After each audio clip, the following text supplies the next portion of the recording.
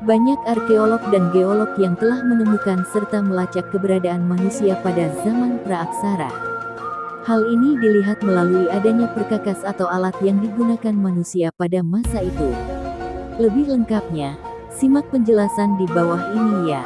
Di Indonesia sampai hari ini masih sering ditemukan berbagai macam perkakas yang diperkirakan itulah benda yang pernah digunakan manusia purba.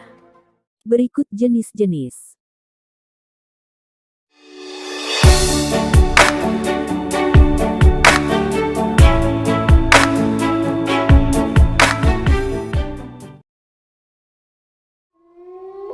1. Kapak perimbas, dalam bentuknya yang menyerupai kapak namun dengan ukuran lebih kecil daripada kapak modern. Kapak perimbas memiliki peranan penting seperti memahat, merimbas kayu, dan bahkan tulang untuk dijadikan senjata.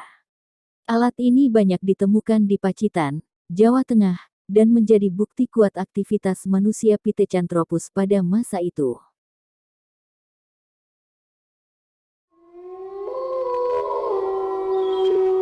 2. Kapak genggam. Meskipun menyerupai kapak, kapak genggam tidak memiliki pegangan atau gagang. Alat ini dipegang langsung dan terbuat dari batu yang diasah pada salah satu sisinya untuk menghasilkan mata yang tajam. Fungsinya meliputi menguliti hewan buruan, menggali tanah untuk mencari umbi-umbian, dan ditemukan secara melimpah di daerah Pacitan.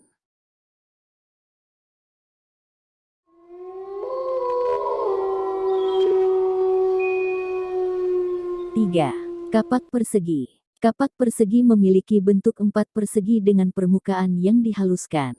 Kapak besar digunakan untuk mencangkul, sementara yang kecil untuk ukiran. Penemuan kapak jenis ini tersebar di daerah Sumatera, Jawa, Nusa Tenggara, dan Kalimantan.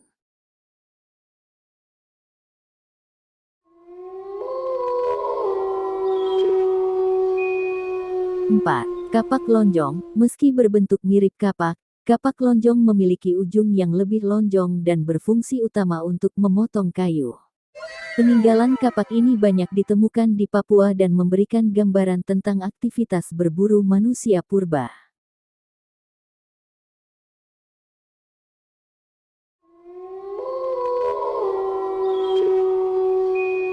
5. Gerabah. Alat ini muncul pada era zaman batu baru atau Neolitikum dan digunakan untuk menyimpan makanan serta sebagai alat saji.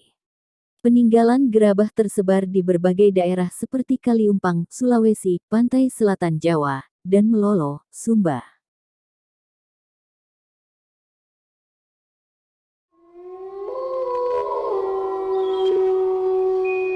6. Pebel. Juga dikenal sebagai kapak genggam Sumatera, pebel adalah alat yang terbuat dari batu kali yang dipecah hingga memiliki ujung yang tajam. Dr. P.V. Van Steen-Kallenfels menemukan alat ini di Bukit Kerang dan pebel berperan sebagai alat potong dalam aktivitas manusia purba pada masa Mesolitikum.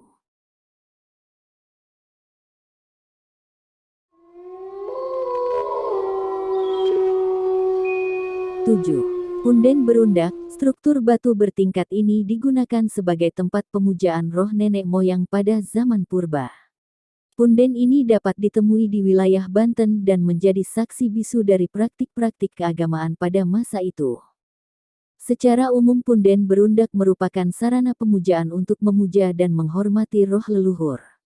Akan tetapi, peninggalan punden berundak di Pura Candi merupakan salah satu bentuk peninggalan yang berakulturasi dengan agama Hindu.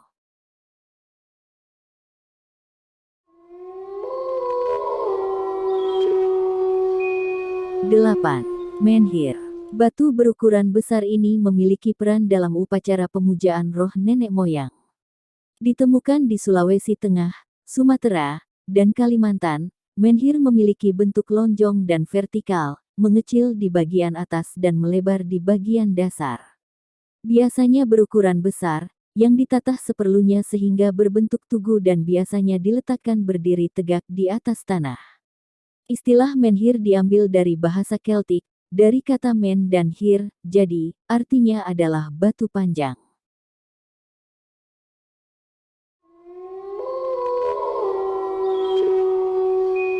9. Dolmen. Sebuah meja batu digunakan sebagai tempat meletakkan sesaji dalam upacara pemujaan roh leluhur. Bagian bawah dolmen biasanya dimanfaatkan sebagai tempat penguburan mayat manusia untuk melindunginya dari binatang buas. Dolmen dianggap sebagai produk budaya megalitik yang secara komunal difungsikan sebagai media pemujaan roh nenek moyang.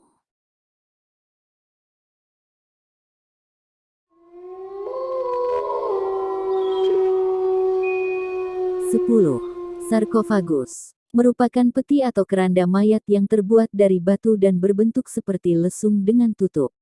Di dalam sarkofagus sering ditemukan mayat serta barang berharga yang dijadikan bekal kubur seperti periuk, kapak persegi, dan perhiasan. Biasanya wadah pemakaman yang umum terbuat dari batu dan terletak di atas tanah, meskipun mungkin juga dikubur bawah tanah.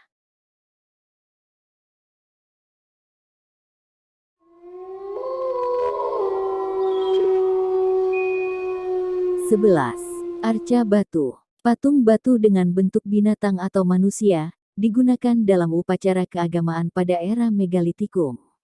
Banyak ditemukan di berbagai wilayah seperti Lampung, Jawa Tengah, Jawa Timur, dan Sumatera Selatan.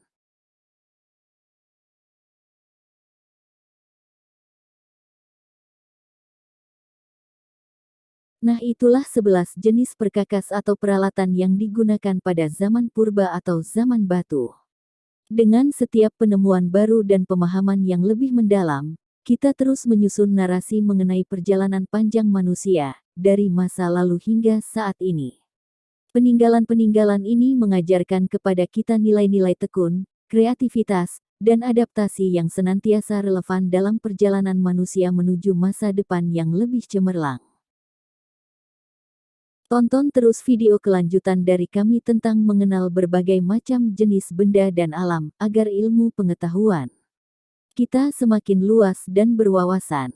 Terima kasih telah menonton channel Alpha Educations. Dan jangan lupa like dan subscribe channel Alpha Educations.